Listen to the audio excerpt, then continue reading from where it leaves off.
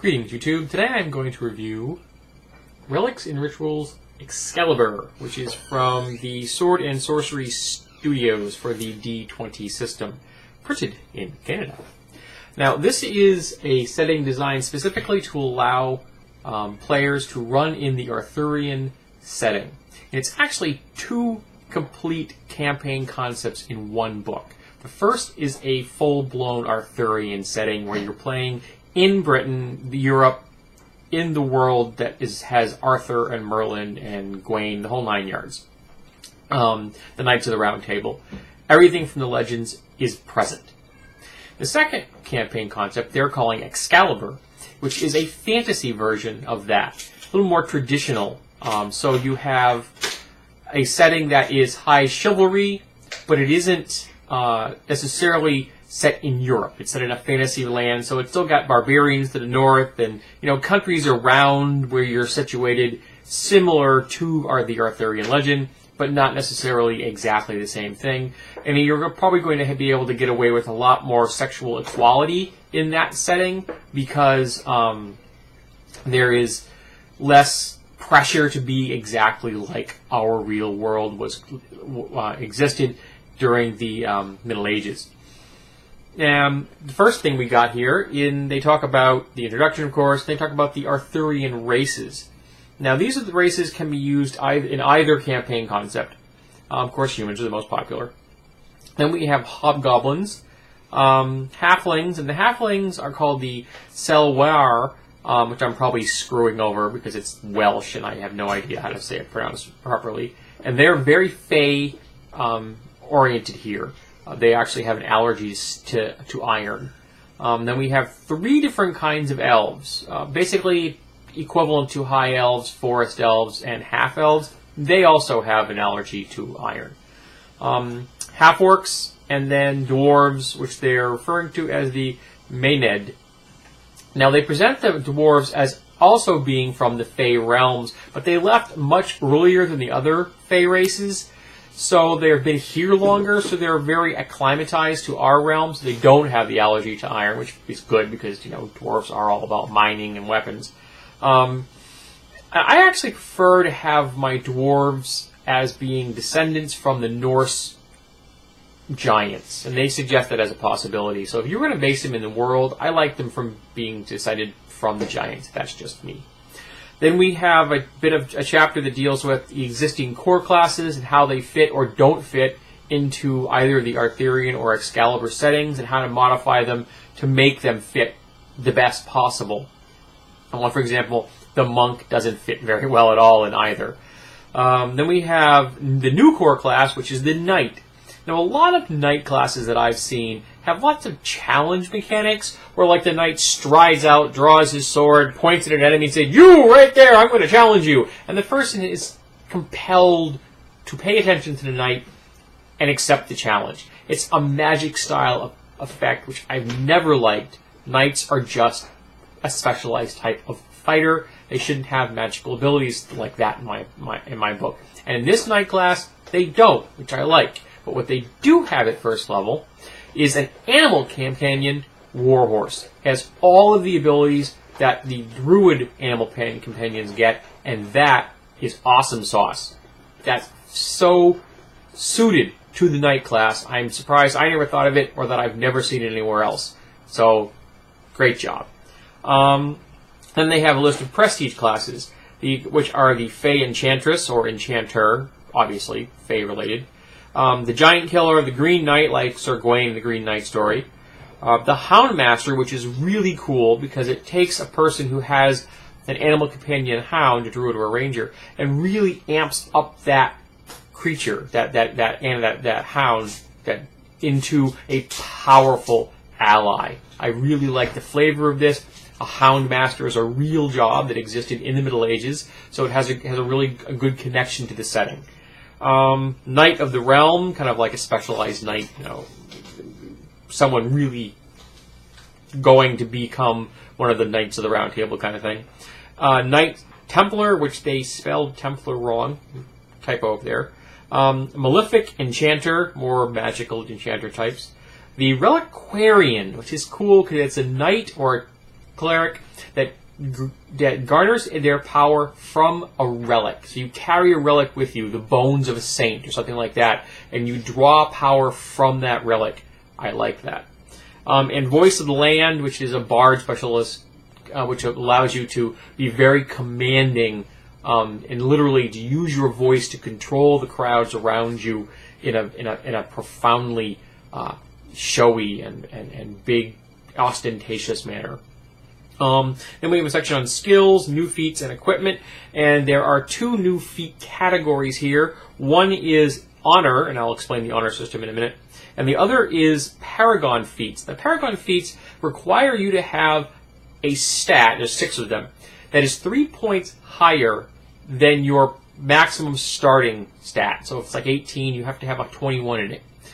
So they're epic feats, but I think that they're a little underpowered as far as epic feats go. They just don't seem to have a lot of bang for your buck. This is a trend I saw in this book. I think a lot of things just seem a little underpowered for my taste. Then we have a whole section on spells, the spell lists that already exist in the OGL with these new spells added to them, so they're complete. And the new spells, I think they're kind of underpowered. For example, there's a 9th level spell in here, Wizard Sorcerer spell, that if you cast it, you raise a section of land in front of you. It's a disc, essentially. You can raise it in a swamp or in the middle of a lake or the ocean to make an island. And it's like 300 feet in diameter plus X number of feet per level. And you can decide if it's bare or has grass on it. It's a 9th level spell. It's like this little dinky disc of land. You could get a wish spell that, in my opinion, should be able to do something better than that. What's the psionic power that lets you create a pocket universe? No, a lot of these spells are just too low powered. I realized they were trying to emulate the Arthurian, Excalibur style setting, which has a lower level of magic in it, and I get that. But if you're going to have 9th level spells in your setting, they should be 9th level spells. There was one cool cantrip in here, which is fermentation, which takes any liquid and makes it alcoholic. Any alcoholic liquid you have becomes twice as potent. Very popular with the dwarves, I'm sure. And I used to know a sorcerer in the last 3rd edition campaign I ran that would have loved that cantrip. A number of interesting spells in there that are a little more balanced as well. Then we have a section on magic items, and they present magic items that really should be named, and I understand that, but if you're going to have a world with like lots of +1 or +2 items, I really can't see the effort going into items like that are named, because they're just really low-level things. Now, if you keep adding things to those items, you're making your armor +3, and you add, a bunch of new abilities, then it becomes named after you in some way, and that makes sense. Or you find a really powerful sword that's got a bunch of abilities, and you find what its name is. But just a 1 or 2 pluses, that doesn't justify a name to me, and I think I would probably explain them. Yeah, they're magic abilities, but I would probably explain them in non-magical ways, saying they're like Damascus steel, or they were crafted by a giant, but not naming every single thing in the world. I think that would be very tedious, and a lot of extra bookkeeping on the part of the GM, which is never a good thing. They have enough work as it is. They also have a section on cursed items and artifacts, of course. All the classic artifacts are in there. The Grail, Excalibur, which I always actually thought was a little low-powered for my taste. They make it a +3 sword. I think it should have been a +5. It's Excalibur. It's the most famous sword in all of fantasy ever. You know what I mean? Then we have some setting notes in here. And they talk about honor and chivalry. Now, the honor system in this, everybody starts out with a score of 10 if you're a knight, or actually everyone does. And your score can go up or down. The lower it gets, you become a dastardly knave, and the higher it gets, all the way up to 100+, you become renowned everywhere for being how incredibly virtuous and everything. Now, the honor system is all based around the concept that you are upholding the social norms of the class and society that you live in. That you are virtuous in the sense that you do the things that your society thinks you should do that define you as virtuous. You are upholding the social standards. To my mind, that doesn't necessarily make you honorable. It means you're currying the favor of the people around you. You're garnering brownie points. That doesn't make you moral, folks. Not in my opinion. I've spent the bulk of my life defining my morality, and a lot of the time it means that I run counter to the society I live in, because even though people are doing things around me that other people approve of, I have come to realize that in a larger context, those are immoral things. Prejudice, bigotry, discrimination. Alright? And if a million people are doing a silly thing, it's still a silly thing. I don't like the honor mechanic in this. I can see how it has a place in the game. I might use it, but I don't know if I'd use it the way they present it. And the whole concept of chivalry, and they bring up courtly love in here. Courtly love, to my mind, is twisted.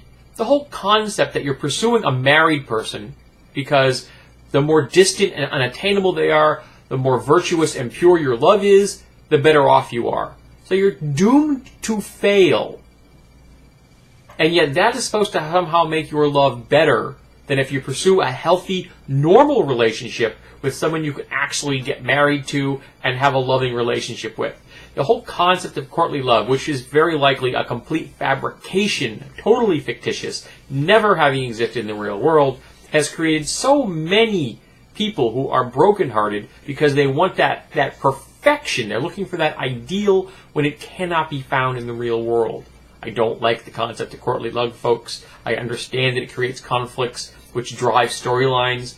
I don't want those things in my games because there's enough of that in the real world, and I don't want it in my entertainment. That's just me. I'm talking about prophecy, which is important in an Arthurian setting. Religion, which in the Arthurian straight up is going to be Christianity versus the old gods, though in the real world the old gods were pretty much gone by the time the Arthurian period was around. In the Excalibur version, I would have a much more balanced, for example, I would have a main church, but I would have a god and goddess, sexual equality, and there would be multiple deities in the Fey realm and amongst the dwarves, but humans would probably just have that, or maybe some druid nature kind of things to worship. Then magic as otherness, sort of how to play that aspect up. Talk about races, how to make them either more human-like, so they kind of meld in, or more aliens, they're completely and utter different. And talk about monsters. They also talk about tournaments, contests, archery contests, jousting, melees, things like that. Or, melees, I can never say that right. Then there's a whole section on monsters themselves, and particularly the worms, which kind of are a different take on dragons. A little more earthy, down-to-earth, less fire-breathing, and more just really big, nasty creatures that you have to battle. Also more common. So if you like the Arthurian concept, this is a book you definitely need to check out. Now, this is one of the reasons I like going to gaming stores, because I find books I've never heard of, and I had never heard of this book. And I'm familiar with this company, I'm familiar with the Relics and Rituals line, never heard of this book. I also picked up a monster book while I was there, which I'd also never heard of, which I'll be reading and reviewing at some point in the future. So if you like the D20 system, the OGL material, and you're looking for something that really delivers a pure Arthurian, or at least an Arthurian-inspired campaign setting, this book's for you.